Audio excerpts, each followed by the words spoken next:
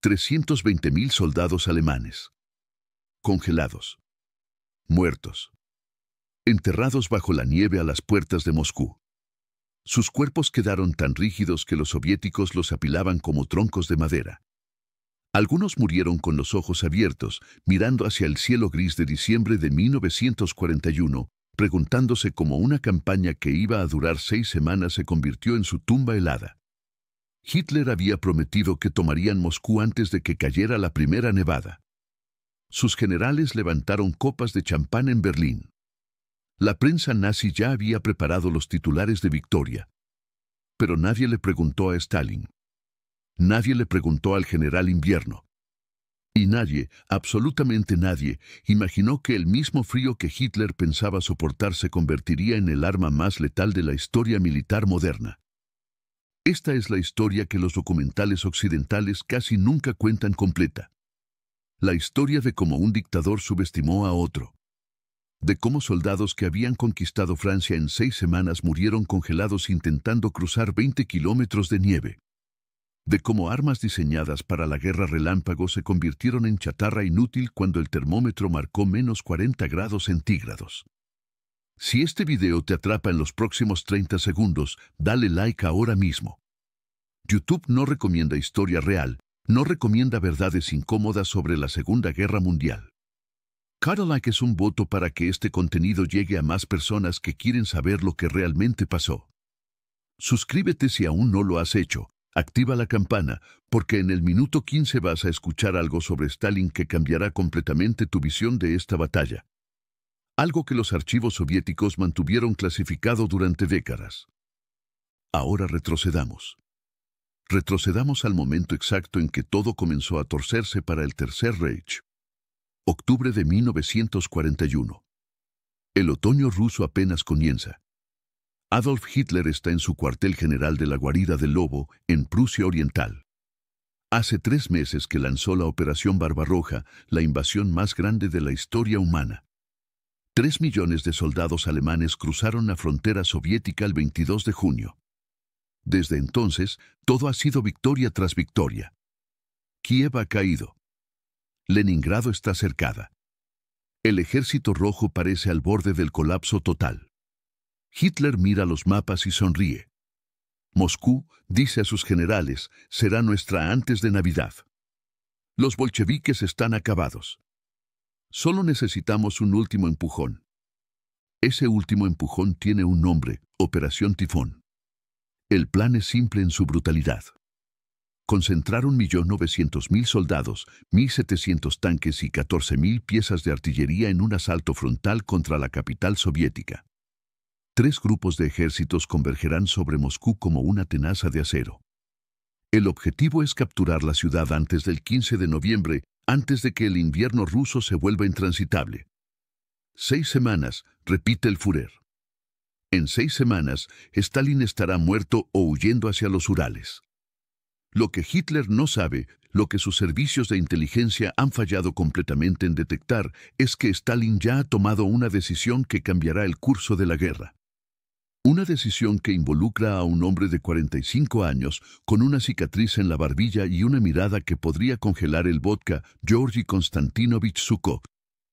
Pero antes de hablar de Zhukov, necesitas entender algo fundamental. Necesitas entender por qué los alemanes estaban tan seguros de su victoria. ¿Por qué creían que Moscú caería como París, como Varsovia, como Atenas? Desde el inicio de Barbarroja, el ejército rojo había perdido cifras que desafían la imaginación. En los primeros 5 meses de guerra, los soviéticos sufrieron más de 3 millones de bajas. 600.000 soldados capturados solo en la batalla de Kiev. Tanques destruidos por miles.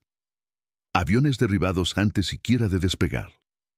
Las purgas de Stalin en los años 30 habían eliminado al 35% del cuerpo de oficiales. El ejército soviético parecía un gigante con los pies de barro. Los generales alemanes tenían razones para su arrogancia. Heinz Guderian, el padre de la guerra blindada, había avanzado 400 kilómetros en una semana. Sus Panzer habían destrozado divisiones enteras como si fueran de papel. El coronel general Erich Hoepner escribió en su diario: los rusos pelean como animales, pero animales sin cerebro. No tienen táctica, no tienen estrategia. Solo cuerpos que lanzar contra nuestras balas. Esa frase le costaría cara. Muy cara. El 2 de octubre de 1941 comienza la Operación Tifón. Es un día soleado, fresco pero agradable. Los soldados alemanes avanzan con optimismo. En la primera semana, todo sale según el plan. Las defensas soviéticas se desmoronan. 600.000 soldados del Ejército Rojo quedan atrapados en dos gigantescas bolsas cerca de Viazma y Bryansk. Es la mayor captura de prisioneros en una sola operación de toda la guerra. Hitler recibe las noticias con euforia. El enemigo está liquidado, declara públicamente el 3 de octubre. No volverá a levantarse. Pero hay un problema. Un problema que los meteorólogos alemanes habían advertido y que el alto mando había ignorado.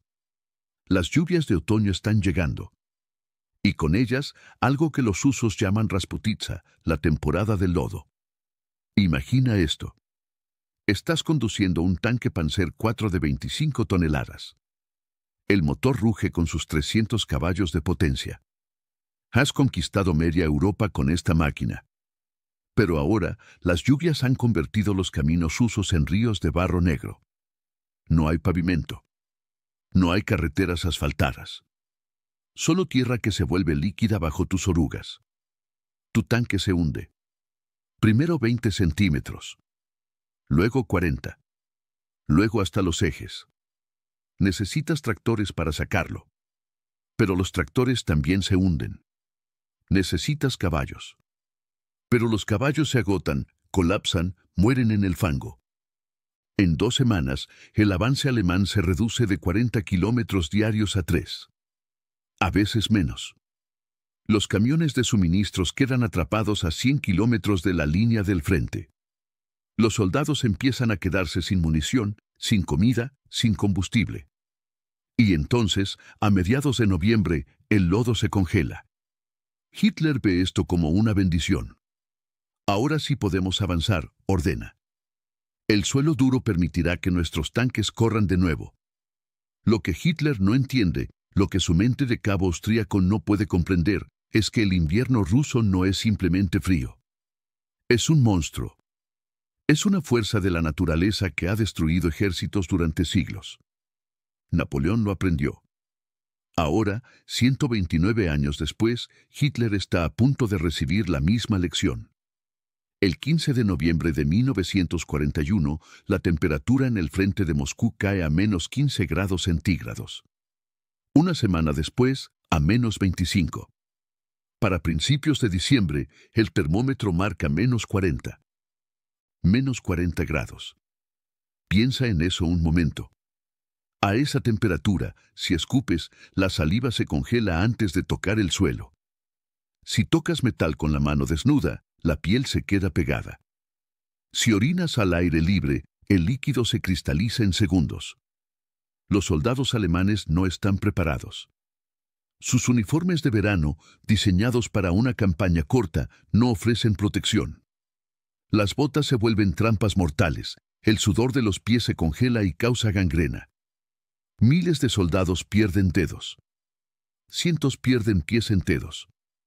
Un soldado de la 258ª División de Infantería escribió en una carta que nunca llegó a enviarse: «Madre, ya no siento mis manos». Ayer, Germán murió mientras dormía. Su cuerpo estaba tan congelado que no pudimos cerrarle los ojos. Los tenía abiertos, mirando hacia las estrellas. Dicen que Moscú está cerca, pero para mí podría estar en la luna. Alto. Esto que estás escuchando casi nunca aparece en los documentales de televisión. Te muestran mapas con flechitas, te hablan de movimientos de tropas, pero no te cuentan esto, el sufrimiento individual de cientos de miles de hombres convertidos en estatuas de hielo. Si esta información te parece valiosa, si crees que la historia real merece ser contada, dale like a este video. Compártelo. Deja que otros sepan que existe contenido así en español. Mientras los soldados alemanes mueren de frío, sus armas también mueren. El aceite lubricante de los fusiles se congela. Los cerrojos no se abren.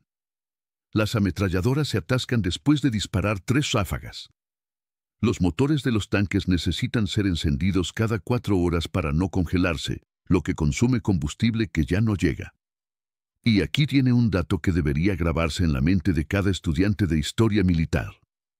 Un dato que demuestra la arrogancia criminal del alto mando alemán. Los soviéticos tenían un aceite especial para el invierno. Un lubricante que funcionaba a 50 grados bajo cero. Lo habían desarrollado después de la guerra de invierno contra Finlandia. Costaba centavos producirlo. Los alemanes sabían de su existencia. La inteligencia militar lo había reportado. Pero nadie en Berlín ordenó fabricarlo. ¿Por qué? Porque la guerra iba a terminar antes del invierno. ¿Para qué gastar dinero en aceite de invierno cuando Moscú caería en octubre? Un aceite de 30 centavos. Por no tenerlo, rifles de 200 marcos se volvieron inservibles. Tanques de 120.000 marcos quedaron abandonados en la nieve. Soldados entrenados durante meses murieron porque sus armas no disparaban. Ahora hablemos de quien estaba del otro lado. Hablemos de Stalin. Octubre de 1941. Stalin está en Moscú. Sus generales le suplican que evacúe la capital. Los alemanes están a 80 kilómetros. Algunos dicen que a 60. El pánico se extiende por la ciudad. Funcionarios queman documentos. Ciudadanos intentan huir hacia el este.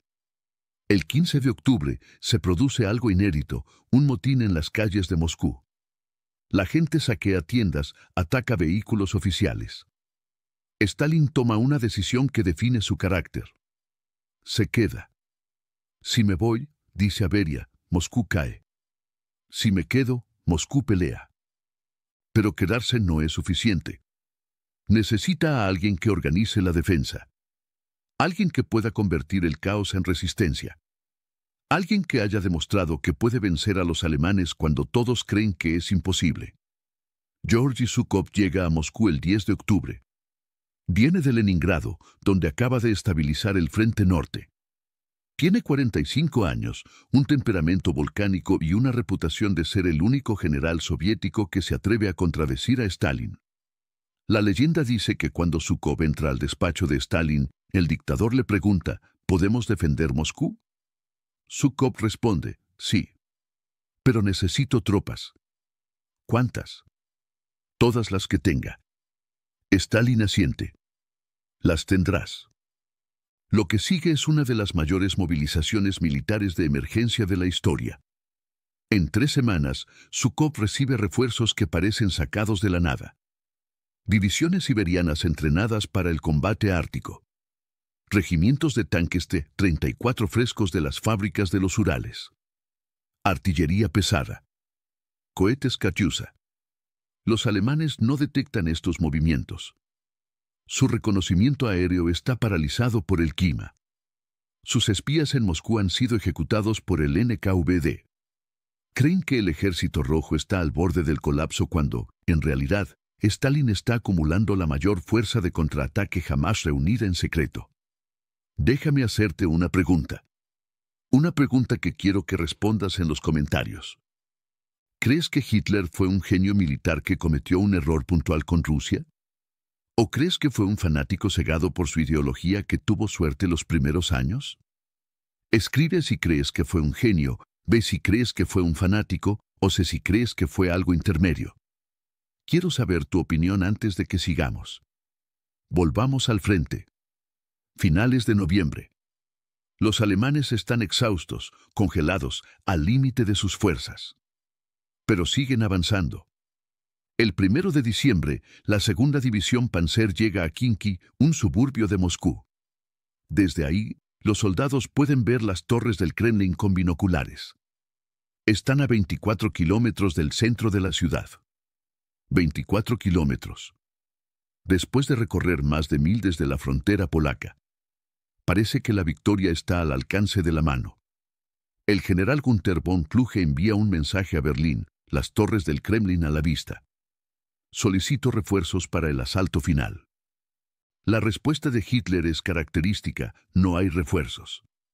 Usen lo que tienen. La victoria está cerca. Pero von Kluge sabe algo que Hitler, sentado en su búnker caliente en Prusia, no puede comprender. Sus hombres están destruidos. De los 120.000 soldados que comenzaron la ofensiva en su sector, solo quedan 47.000 en condiciones de combatir. Y de esos 47.000, la mitad tiene síntomas de congelación. Ese día, 2 de diciembre de 1941, ocurre algo que los veteranos alemanes recordarán hasta el fin de sus vidas. Un destacamento de reconocimiento soviético, compuesto por 14 hombres con uniformes blancos de camuflaje, embosca a una columna alemana en las afueras de Moscú. Usan granadas, subfusiles PPSH-41 y cócteles Molotov. En 7 minutos, destruyen 4 camiones, matan a 32 soldados y desaparecen en la nieve. Sin bajas propias. El teniente Ernst Pechler, superviviente de la emboscada, escribió después: «No los vimos venir. Eran como fantasmas blancos que surgían de la nieve. Disparaban mientras nosotros todavía intentábamos quitarnos los guantes para alcanzar los gatillos. Cuando terminaron, desaparecieron tan rápido como habían llegado. Fue entonces cuando supe que esta guerra estaba perdida». Lo que el teniente Pitcher no sabía era que esa pequeña emboscada era solo el aperitivo. El plato principal estaba a punto de servirse. 3 días después, el 5 de diciembre de 1941, Georgy Zhukov da la orden. Adelante. Una sola palabra. Una palabra que cambiaría el curso de la Segunda Guerra Mundial. Una palabra que marcaría el principio del fin del Tercer Reich, aunque aún faltaban 3 años y medio para la caída de Berlín. A las 3 de la madrugada, más de 1000 piezas de artillería soviética abren fuego simultáneamente a lo largo de un frente de 200 kilómetros. Los cohetes Katyusha, esos lanzacohetes múltiples que los alemanes llaman los órganos de Stalin, iluminan el cielo nocturno con cientos de proyectiles. El sonido es tan aterrador que soldados veteranos de la Wehrmacht, hombres que habían sobrevivido a Dunkerque y a los Balcanes, se orinan encima del pánico. 26 divisiones soviéticas de fuerzas frescas, más de 200.000 hombres que los alemanes ni siquiera sabían que existían, salen de la oscuridad. Vienen equipados para el invierno, botas de fieltro, chaquetas acolchadas, gorros de piel. Sus armas funcionan. Sus tanques arrancan a la primera. Los alemanes, exhaustos, congelados, atrapados en posiciones defensivas improvisadas, reciben el golpe de lleno. En las primeras 6 horas de la contraofensiva, los soviéticos avanzan entre 10 y 15 kilómetros en algunos sectores. Para el estándar del Frente Oriental, eso es un avance devastador. Pero lo que hace especial esta ofensiva no es solo el avance territorial. Es la destrucción. La 7ª División Panzer, una de las unidades de élite alemanas, pierde 42 de sus 60 tanques en un solo día. No por combate directo contra blindados soviéticos, sino porque los motores congelados no arrancan cuando llega el ataque. Los tripulantes mueren dentro de sus vehículos, convertidos en ataúdes de acero. El general Heinz Guderian, el mismo que había conquistado Francia con sus tácticas de guerra relámpago, envía un mensaje desesperado al cuartel general: «Mis tropas están al límite. No podemos sostener las posiciones actuales. Solicito permiso para retirada táctica». La respuesta de Hitler es inmediata y brutal: no hay retirada. Cada soldado defenderá su posición hasta la muerte. El que retroceda será fusilado. Esta orden, conocida después como la Orden de Resistencia Fanática, tendrá consecuencias catastróficas. Divisiones enteras quedan atrapadas cuando podrían haber escapado. Líneas de suministro son cortadas mientras los comandantes esperan permisos que nunca llegan. Soldados que intentan replegarse son ejecutados por la Feldgendarmerie, la policía militar alemana. Pero también, paradójicamente, la orden de Hitler salva a algunas unidades del colapso total. La rigidez impide una retirada ordenada, pero también evita una huida desordenada que podría haber destruido al ejército alemán en el este. La ironía es cruel. Hitler toma la decisión correcta por las razones equivocadas. No entiende las condiciones del frente. No comprende que sus soldados están muriendo congelados. Simplemente se niega a aceptar que su ejército invencible pueda retroceder ante los subhumanos eslavos. Mientras tanto, Stalin observa los informes desde su despacho en el Kremlin. Zhukov le envía actualizaciones cada 4 horas. Los números son prometedores: 120 kilómetros recuperados en el sector norte, 90 en el centro, 75 en el sur. Pero Stalin quiere más. No es suficiente, dice a Zhukov por teléfono. Quiero que los empujes hasta Polonia. Zhukov, uno de los pocos hombres que puede contradecir a Stalin, responde: imposible. Nuestras líneas de suministro están al límite. Si avanzamos demasiado rápido, quedaremos expuestos. Hay un silencio largo en la línea. Tienes 24 horas para reconsiderar, dice Stalin. Zhukov no reconsideró. Y Stalin, por una vez, aceptó el consejo de su general. Fue una de las pocas ocasiones en toda la guerra en que Stalin se dejó convencer por argumentos militares en lugar de políticos.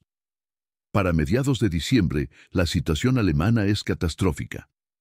Los generales más experimentados de la Wehrmacht están siendo relevados de sus mandos. Von Bock, comandante del Grupo de Ejército Centro, es destituido el 19 de diciembre. Guderian es removido el 26. Von Kluge asume el mando de un ejército que ya no existe en su forma original. Las bajas alemanas son devastadoras. Solo en diciembre de 1941, la Wehrmacht pierde más de 130.000 hombres entre muertos, heridos y desaparecidos en el sector de Moscú. Pero eso es solo el principio. Cuando se suman las bajas de enero y febrero de 1942, el número total supera los 320.000. 320.000. El equivalente a destruir 20 divisiones completas. Más soldados de los que muchos países tienen en todo su ejército. Y aquí viene un dato que demuestra la magnitud del desastre alemán. Un dato que los historiadores han calculado pero que rara vez se menciona en términos tan crudos. De los 320.000 alemanes caídos en la batalla de Moscú, más de 90.000 murieron directamente por el frío. No por balas. No por explosiones. Por hipotermia, gangrena, congelación. Murieron porque nadie en Berlín pensó que valía la pena enviarles abrigos de invierno. Un abrigo de lana costaba en 1941 aproximadamente 12 marcos alemanes. Un soldado entrenado de la Wehrmacht, desde el reclutamiento hasta el despliegue en el frente, costaba aproximadamente 3.000 marcos. 90.000 soldados a 3.000 marcos cada uno equivalen a 270 millones de marcos en entrenamiento perdido. Por no gastar 12 marcos en un abrigo. La aritmética del desastre es simple y brutal.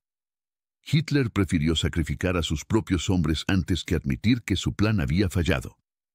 Antes que reconocer que la guerra no terminaría antes del invierno. Ahora, detengámonos un momento.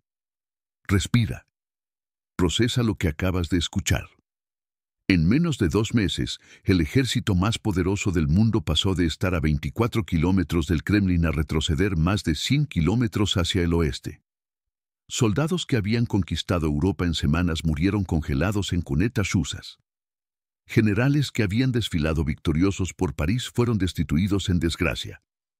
Y todo porque un hombre en Berlín miró un mapa y decidió que el invierno ruso no era un factor importante. Pero la historia no termina aquí. De hecho, lo más impactante todavía está por venir. Lo que Stalin hizo con los prisioneros alemanes capturados en Moscú. Lo que Hitler ordenó hacer cuando supo la magnitud del desastre. Y el secreto que los archivos soviéticos guardaron durante 50 años sobre las verdaderas pérdidas del Ejército Rojo. Si llegaste hasta aquí, eres parte de un pequeño porcentaje de espectadores que realmente quiere entender la historia. La mayoría abandonó hace minutos, distraída por videos de 30 segundos. Pero tú sigues aquí. Eso dice algo sobre ti. Antes de continuar, necesito que hagas algo. Mira abajo del video. Si el botón de suscripción está en gris, significa que no estás suscrito. Significa que YouTube no te va a avisar cuando suba el próximo video. Y créeme, el próximo video trata sobre algo aún más impactante, la verdad sobre los campos de prisioneros soviéticos y cómo Stalin usó a los alemanes capturados de una forma que nadie esperaba. Haz clic en suscribir. Haz clic en la campana. Y si este contenido te parece valioso, Escribe en los comentarios la palabra verdad. Quiero saber cuántos de ustedes están realmente comprometidos con la historia real.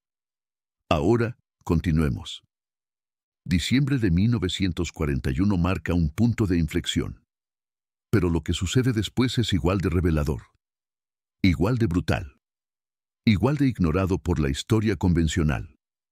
Mientras las divisiones alemanas retroceden, dejan tras de sí un rastro de destrucción que desafía la imaginación. Pueblos enteros arrasados, granjas quemadas, civiles ejecutados. La Wehrmacht aplica una política de tierra quemada en reversa. Si no pueden quedarse con el territorio, lo destruyen para que los soviéticos tampoco puedan usarlo. Pero Stalin tiene planes diferentes. El 23 de diciembre, el dictador soviético emite una orden directa a todos los comandantes del frente. Una orden que rara vez se menciona en los libros de historia occidentales. La orden número 428. Todo asentamiento donde haya tropas alemanas debe ser destruido, dice el documento. Usad la artillería, la aviación, los destacamentos de partisanos.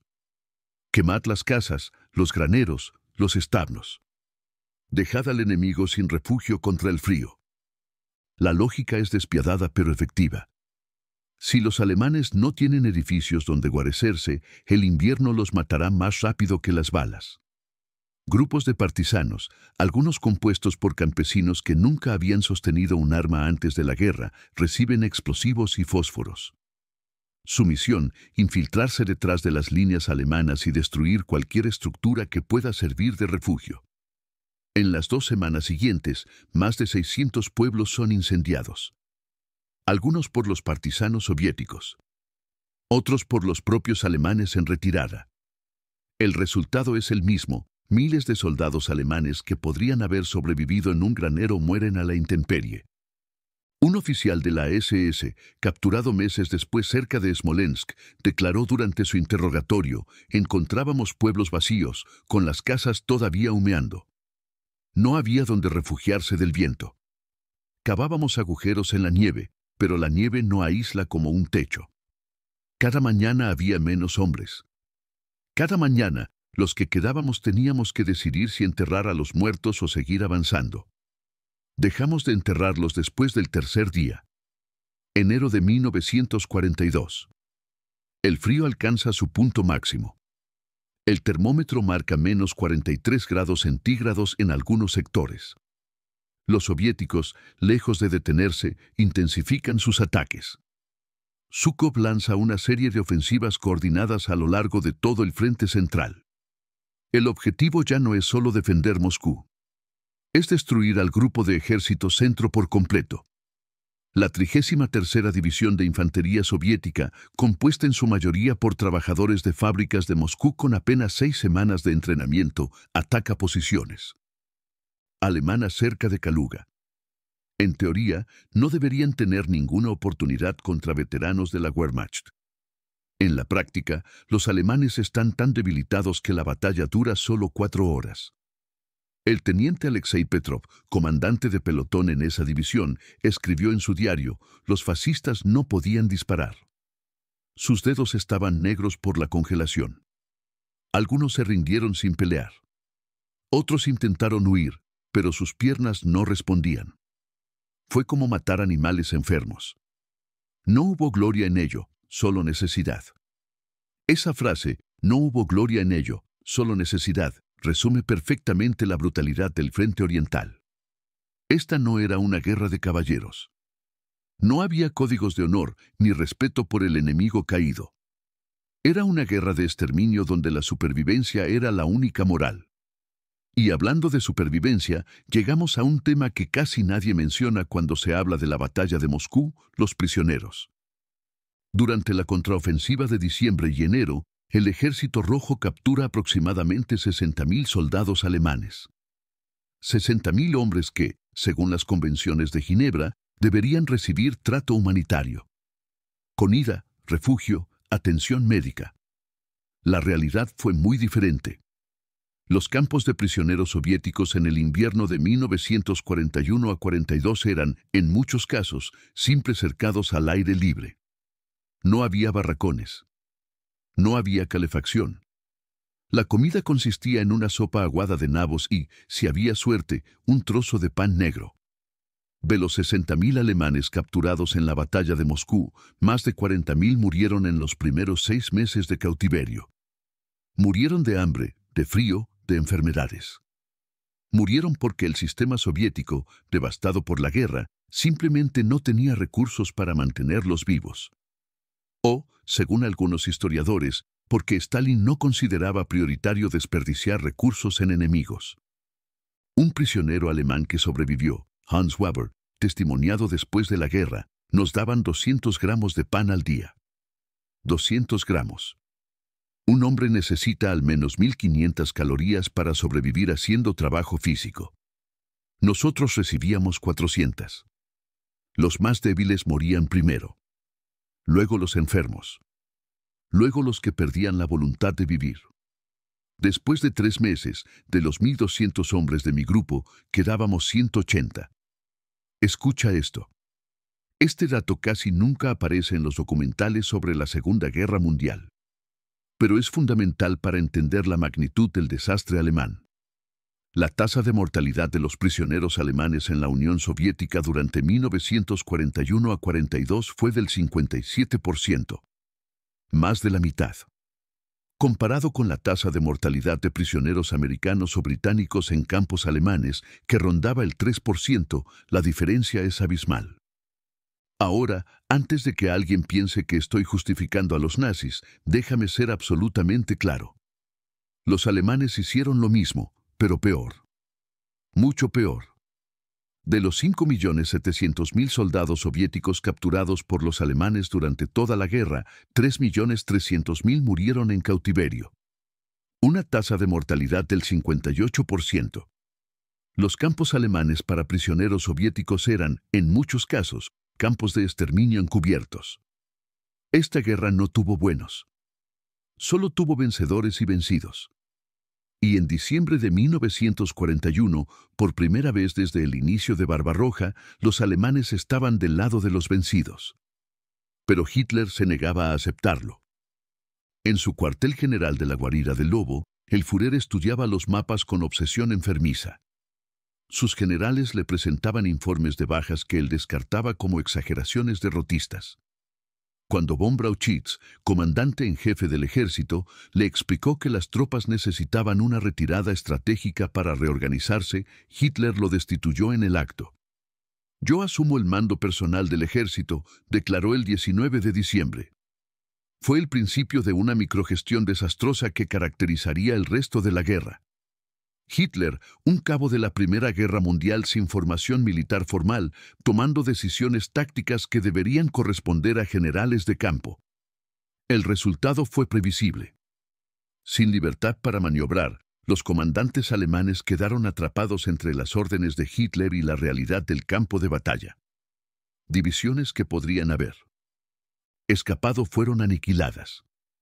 Puntos que debían abandonarse fueron defendidos hasta el último hombre. El dogma reemplazó a la estrategia. Mientras tanto, Zhúkov seguía presionando. A finales de enero de 1942, los soviéticos han recuperado más de 200 kilómetros de territorio en algunos sectores.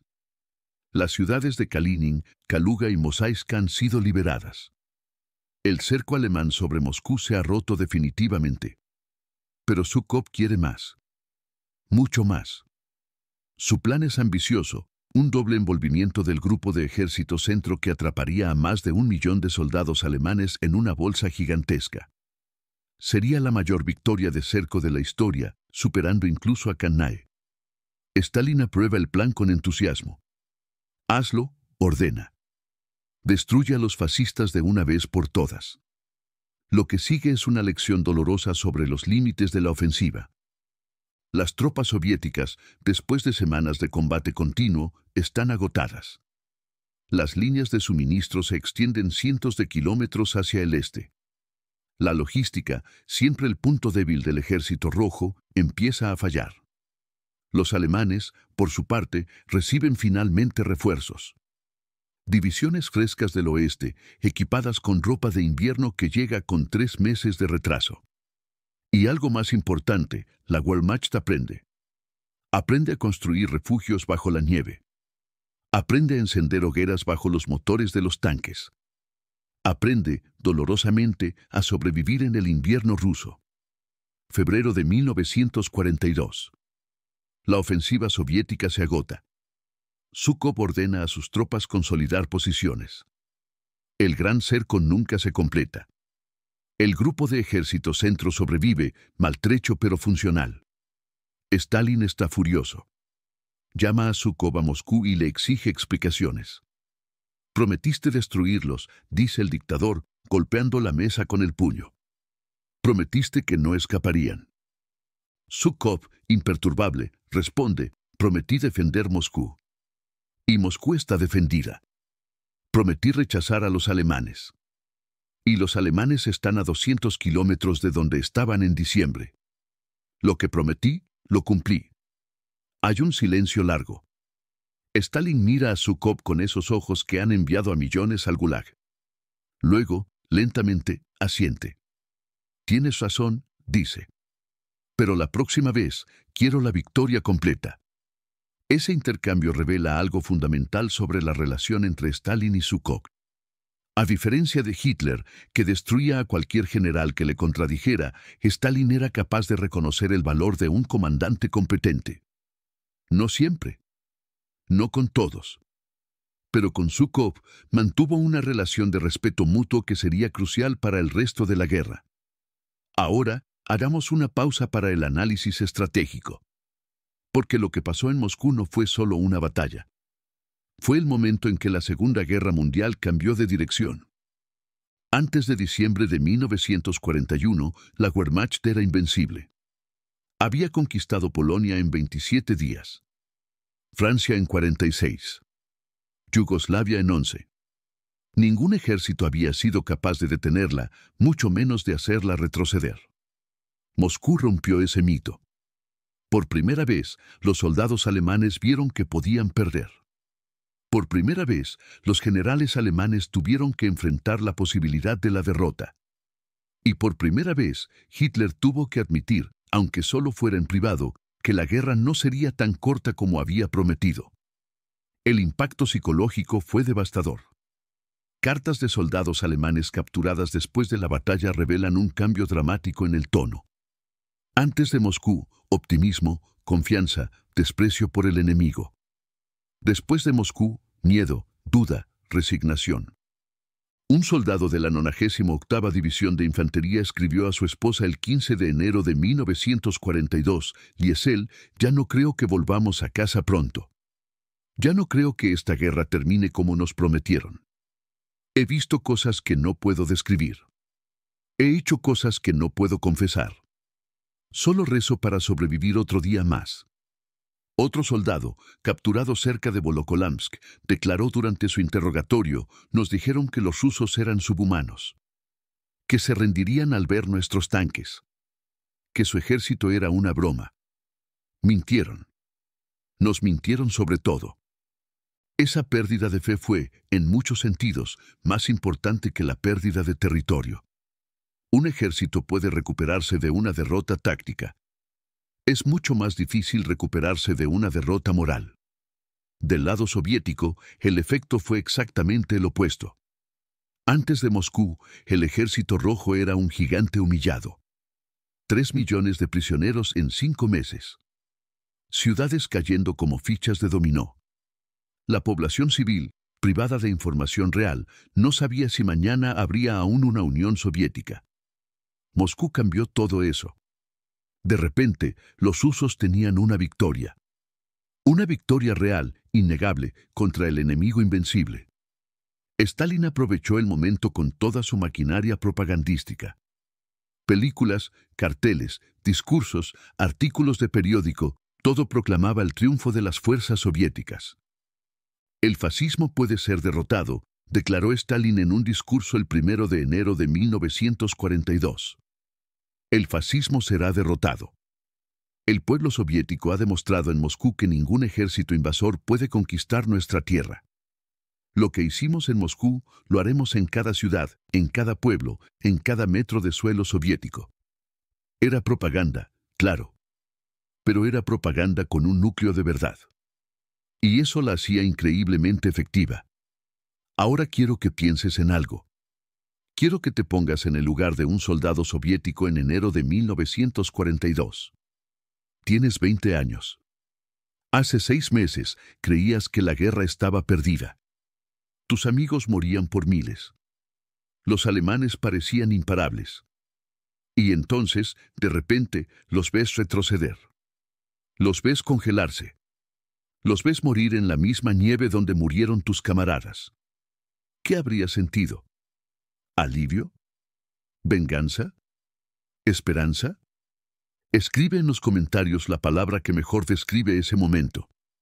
Quiero saber cómo lo interpretas tú. Pero hay algo más que necesitas saber. Algo que los archivos soviéticos mantuvieron clasificado durante décadas y que solo se reveló completamente después del colapso de la URSS en 1991. Las bajas soviéticas. Durante la batalla de Moscú, desde el inicio de la Operación Tifón en octubre de 1941 hasta el final de la contraofensiva en abril de 1942, el Ejército Rojo sufrió pérdidas que harían palidecer a cualquier otro ejército de la historia. 650.000 muertos. Más de 1 millón de heridos. 350.000 prisioneros. En total, más de 2 millones de bajas. 2 millones. Por defender una sola ciudad. Para poner ese número en perspectiva, es más que todas las bajas militares estadounidenses en todas las guerras del siglo XX combinadas. Más que todas las bajas británicas en la Primera y Segunda Guerra Mundial juntas. Y sin embargo, los soviéticos consideraban Moscú una victoria. Porque para ellos, la métrica del éxito no era el costo en vidas. Era el resultado final. Y el resultado final era que Moscú seguía siendo soviética. Esta mentalidad, esta disposición a pagar cualquier precio por la victoria, horrorizaba a los comandantes occidentales. Cuando Churchill supo las cifras de bajas soviéticas, supuestamente comentó: pelean como si la vida humana no tuviera valor. Stalin, si hubiera escuchado ese comentario, probablemente habría respondido: la vida humana tiene exactamente el valor que la victoria le asigna. Era una filosofía brutal. Inhumana. Pero era la filosofía que derrotó a Hitler. Ahora, hablemos del costo material. Durante la batalla de Moscú, los alemanes perdieron aproximadamente 1.700 tanques y vehículos blindados. Más de 2.500 aviones. 14.000 camiones de transporte. Incontables piezas de artillería. Pero aquí viene el dato que demuestra la asimetría de esta guerra. Un tanque Panzer IV costaba aproximadamente 115.000 Reichsmarks. Un tanque T-34 soviético costaba aproximadamente 70.000 rublos, equivalentes a unos 30.000 Reichsmarks al tipo de cambio de la época. Los alemanes perdieron en Moscú el equivalente a 200 millones de Reichsmarks solo en blindados. Los soviéticos perdieron más tanques en términos absolutos, pero a 1/3 del costo unitario. Y lo más importante, los soviéticos podían reemplazarlos. Las fábricas de los Urales, trasladadas al este durante el verano de 1941, estaban produciendo cientos de T-34 cada mes. La industria alemana, diseñada para guerras cortas, no podía competir. Un T-34 construido por obreros mal pagados en una fábrica helada de Chelyabinsk, con mano de obra que incluía mujeres, ancianos y adolescentes, resultó ser tácticamente superior al Panzer IV construido por ingenieros alemanes altamente capacitados. David contra Goliat. Pero en esta versión, David tenía millones de piedras y la determinación de lanzarlas todas. El cóctel Molotov es otro ejemplo perfecto de esta asimetría.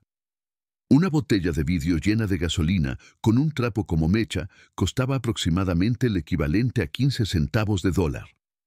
Un tanque alemán contra el que se usaba costaba más de $100.000.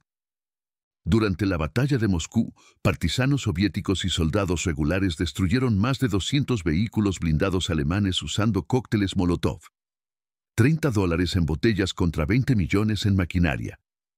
La arrogancia tiene un precio. Y en 1941, Hitler pagó ese precio con las vidas de sus propios soldados. Llegamos ahora al balance final. a las lecciones que la historia debería haber grabado en la memoria colectiva, pero que tantas veces se ignoran. La batalla de Moscú demostró varias verdades incómodas. Primera verdad, la tecnología no gana guerras por sí sola. Los alemanes tenían mejor equipamiento, mejor entrenamiento, mejor doctrina táctica. Y perdieron. Perdieron porque subestimaron los factores que no aparecen en los manuales: el clima, la voluntad del enemigo, la capacidad de adaptación. Segunda verdad, la arrogancia mata. Hitler estaba tan seguro de la victoria que no preparó a su ejército para el invierno. No porque no supiera que vendría, sino porque estaba convencido de que no lo necesitaría. Esa arrogancia costó 320.000 vidas alemanas solo en Moscú. Tercera verdad, los números importan, pero no lo son todo. Los soviéticos tenían superioridad numérica, pero eso no les había salvado en los primeros meses de Barbarroja. Lo que cambió en Moscú fue el liderazgo, la logística y la moral. Zhukov tomó los mismos soldados que habían sido masacrados en verano y los convirtió en un ejército capaz de contraatacar. Cuarta verdad, la guerra en el frente oriental fue completamente diferente de todo lo que ocurrió en el oeste. No hubo reglas. No hubo límites. Fue una guerra de aniquilación donde ambos bandos cometieron atrocidades que desafían la comprensión humana. Y quinta verdad, quizás la más importante, Moscú fue el principio del fin para el Tercer Reich. No porque la Wehrmacht quedara destruida, que no lo fue, sino porque quedó demostrado que podía ser derrotada. Y una vez que se rompe el mito de la invencibilidad, el resto es cuestión de tiempo. Hitler viviría otros 3 años y medio. Lanzaría otras ofensivas, algunas de ellas inicialmente exitosas. Pero nunca volvería a estar tan cerca de la victoria como en diciembre de 1941. Cada día después de Moscú fue un día más hacia el búnker de Berlín. Stalin, por su parte, aprendió lecciones valiosas. Aprendió a confiar más en sus generales. Aprendió que la guerra no se gana con órdenes histéricas desde la retaguardia.